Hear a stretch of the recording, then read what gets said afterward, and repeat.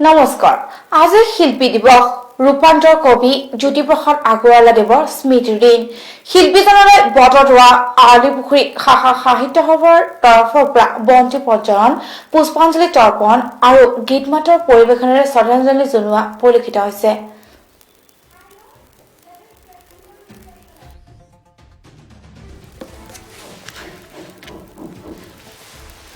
আজি শিল্পী দিৱস ৰূপান্তৰৰ কবি জ্যোতিপ্ৰসাদ আগৰৱালাদেৱৰ স্মৃতিৰ দিন। অসমীয়া আধুনিক সৃজনশীল গীতেৰে সুৰেৰে অসমীৰ মন হৃদয় স্পন্দিত আন্দোলিত কৰা বিংশ শতাব্দীৰ অসমীয়া সংস্কৃতিৰ ধাৰক আৰু বাহক এইগৰাকী মহান শিল্পীলৈ বটদ্ৰৱাত আলিপুখুৰীত শাখা সাহিত্য সভাৰ তৰফৰ পৰা বন্তি প্ৰজ্বলন পুষ্পাঞ্জলি অৰ্পণ আৰু গীত মাত পৰিৱেশনেৰে শ্ৰদ্ধাঞ্জলি জনোৱা হয়।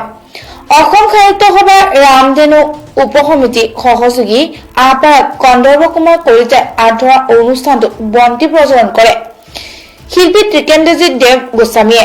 অনুষ্ঠানটোত আলিপুখুৰী শাখা সাহিত্য সভাৰ সভাপতি ইন্দ্ৰমোহন বৰুৱা, সম্পাদক হৰিনাৰায়ণ কোঁৱৰ, গিৰীশ বৰুৱা, দিব্যজ্যোতি বৰুৱা প্ৰমুখ বহুকেইজন লোক উপস্থিত থাকে।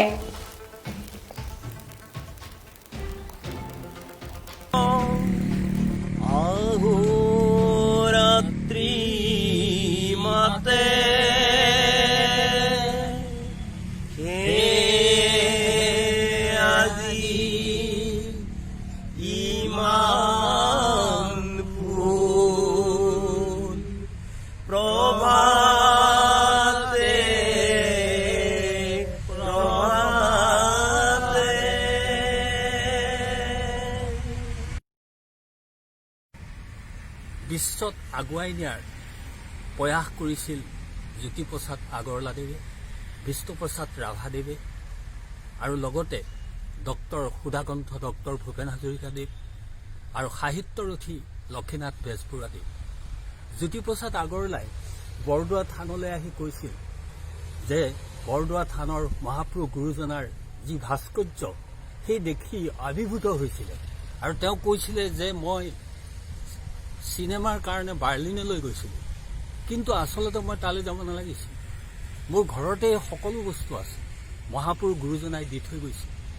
গুৰুজনাই যেতিয়া বিশ্বৰ প্ৰথম